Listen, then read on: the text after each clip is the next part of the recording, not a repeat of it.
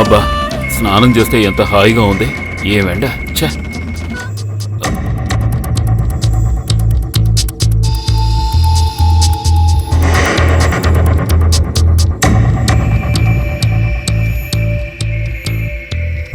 Sorry Anjana, నేనేది కావాలని చేయలేదు. ఏదో పొరపాటు జరిగింది. ఈ కాలంలో ఇలా నిజాయితీగా ఉన్న సమస్యలే. వాడు సింజో ఉన్నాడే, ఇక్కడే భోంచేస్తానన్నాడు. వద్దని ఎలా చెప్పగలం? వాడొచ్చినందుకు నా మీద దయచేసి కోపం తెచ్చుకోకు.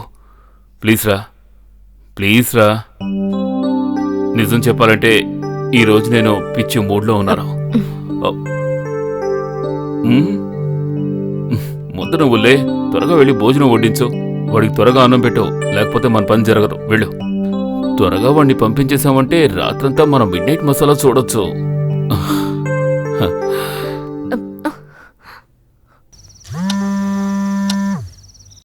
అవును, ఫోన్ ఎందుకు తీయడం లేదు? ఆ కంట్రోలర్ శశిరా పెద్ద తలనొప్పి. డబ్బురాని సినిమాలన్నిటికీ పిలుస్తాడు. ఎప్పుడు చూసినా తలనొప్పి అంటారు, కానీ వదిలిపెట్టరు. అంతేనా?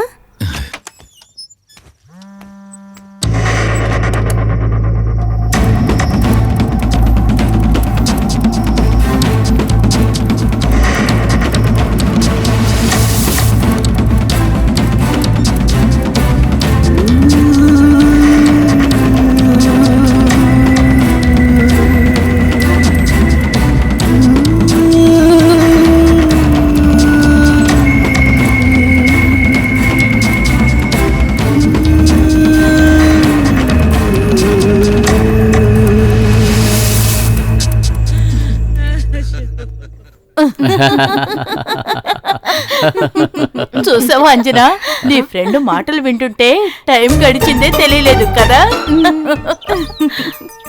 వీణా, పాలు కాచిపెట్టి ఎంతసేపు అయిందో తెలుసా? వచ్చి తాగరా, లేదంటే చల్లారిపోతాయి. సరే, పక్కలు దులిపి వేశారా? వేసేసాను. వెళ్ళండి, వైఫ్ పిలుస్తున్నారు కదా. ఏంటి? ఓ సారీ, ఆయన సర్వెంటా? కాదు, హస్బెండ్. నేను హస్బెండ్నే. చూడటానికి హస్బెండ్ లాగానే ఉన్నారు. వస్తాం అక్క. పద. రారా, మనం వెళ్దాం. చల్లారిపోతాడు. సరే సరే, టైం అయింది, నేను వెళ్తాను. Okay, bye Anjana, good night. బాగా ఆకలితో ఉన్నావని చెప్పారు.